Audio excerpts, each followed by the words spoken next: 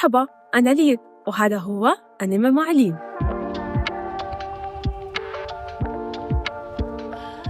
معظم محبي الأنمي حتى اللي ما حضروا برسيرك يمكن سمعوا قصص عن قديش سوداوية ومعقدة قصة كنتارو ميورا. إذا كنتم مخططين تكتشفوا هذا الإشي لنفسكم، خلينا نفرجيكم شو أحسن طريقة تحضروا الأنمي. بيتبع برسيرك قصة غوتس، مرتزق بحاول يبقى على قيد الحياة في أهوال الحرب، نفس الأهوال اللي بتتحول لجحيم مع غوص السرد في العالم الخارق والسادي، وهاد بيجيب وحوش خارقة بسبب الجود هاند. للأسف اتوفى ميورا قبل ما تخلص القصة، تارك مصير نهاية برسيرك معلق، ومع هيك وعد فريق التحرير في يونغ أنمي إكمال القصة بمساعدة من المواد التخطيطية اللي تركها ميورا وصديق ميورا اللي حكى إنه هو بيعرف شو مصير البطل المضطهد. هذا يعني هلا الوقت المناسب لجد تكتشفوا إذا هذا العالم بخوف قد ما بيحكوا عنه المعجبين. مرت السلسلة بالكثير من الاقتباسات على مر السنين، منها كانت محبوبة من المعجبين ومنها الثاني أخذت كتير انتقاد بسبب نقص المحتوى والرسوم المتحركة مش منيحة. بيحكوا عشاق السلسلة إنه لحد الآن ما في ولا نسخة أنمي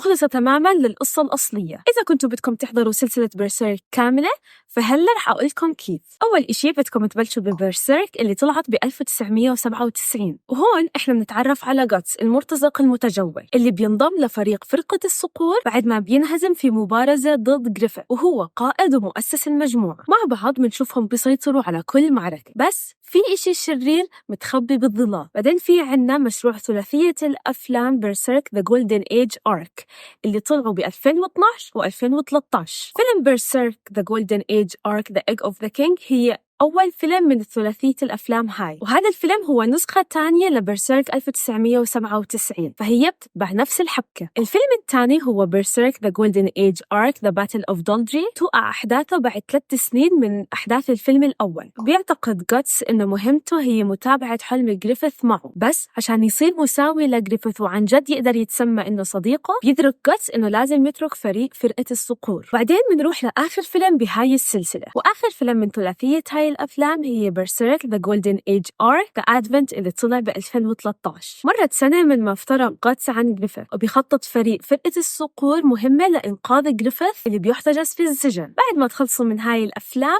بنروح على النسخة تاعت برسيرك اللي طلعت ب 2016 مع موسمها الثاني اللي طلعت ب 2017، وهون بنتابع غوتس بينما بتطارده شياطين اللي بتنجذب إله بسبب علامة شيطانية على رقبته. بعد ما تخلصوا من هدول بتلاحظوا إنه في كمان عمل تاني اللي طلع ب 2022 وهو برسيرك The Golden Age Arc Memorial Edition. هاي هي إصدار جديد للقصة اللي بتتبع الحبكة الأصلية لبرسيرك مع رسوم متحركة جديدة. هيك بنكون مرينا بكل المشاريع وعرفتوا كيف تحضروا برسيرك بدون ما تضيعوا عليكم إشي. لسه أكيد في عندكم بعض من الأسئلة اللي بدكم تسألوها عن هذا الموضوع، فهون أنا جمعت أكتر الأسئلة المتكررة على الإنترنت عن هذا الموضوع ورح أجاوب لكم عليها. أكتر سؤال انسأل هو إنه هل برسيرك نسخة 1997 نفسها نسخة برسيرك The Golden Age Arc؟ وعن شو هو The Golden Age Arc Memorial Edition؟ إذا حضرتوا أنمي برسيرك 1997 وبعدين حضرتوا برسيرك The Golden Age Arc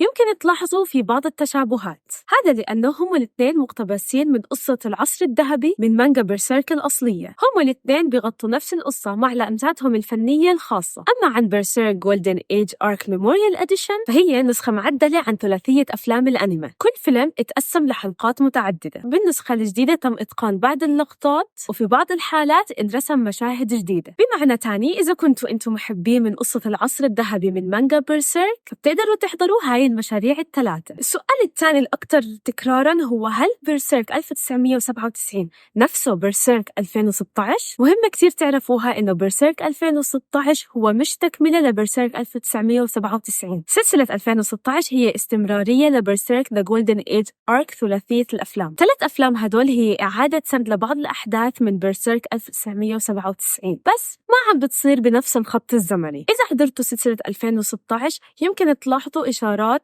لأحداث مبين وكأنها سلسلة 1997 بس هي في الواقع عم تحكي عن The Golden Age Arc. سؤال ثالث كمان كتير نسأل عنه هل بقدر إذا هيك أتجاهل بيرسيرك 1997؟ أنمي بيرسيرك نسخة 97 موجودة بخط زمني خاص فيها، منفصلة عن The Golden Age Arc ونسخة 2016. هذا بيعني إنه أنت بتقدر تتخطوا نسخة 1997 و The Golden Age Arc يكون مدخل للقصة بإلكم. بس وين التسلاية بهذا الموضوع؟ نسخة بيرسيرك 97 هي بس 25 حلقة، فما رح يطول معاكم وإنتم عم تحضروا. السلسلة هي طريقة رائعة لتتعرفوا على جاتس ولتستكشفوا ميدلاند، وحلو كمان تحضروا النسخة الأصلية وبعدين تقارنوها بثلاثية أفلام الأنمي اللي أعادت سرد بعض نفس الأحداث. وزيادة عن كل الأسباب اللي حكيت لكم إياها، مين ما بحب أنميات التسعينات الحلوة؟ شكراً كتير لأنكم حضرتوا هذا الفيديو للآخر. بتمنى يساعدكم هذا الدليل في التنقل عبر الخط الزمني المعقد لبيرسيرك وتلاقوا أفضل طريقة لتستمتعوا هاي السلسلة. إذا لقيتوا إنه هذا الفيديو مفيد ما تنسوا تعملوا لايك وتعملوا سبسكرايب للقناة لمزيد من محتوى زي هيك، وما تنسوا تكبسوا جرس الإشعارات عشان ما يفوتكم أي شيء. إذا كان عندكم أي أسئلة أو بتحبوا تشاركوا تجربتكم لبيرسيرك اكتبوا لنا كومنت تحت، منحب نسمعكم كلكم. وكالعادة ضلكم استكشفوا عالم الأنمي ومنشوفكم المرة الجاي. باي.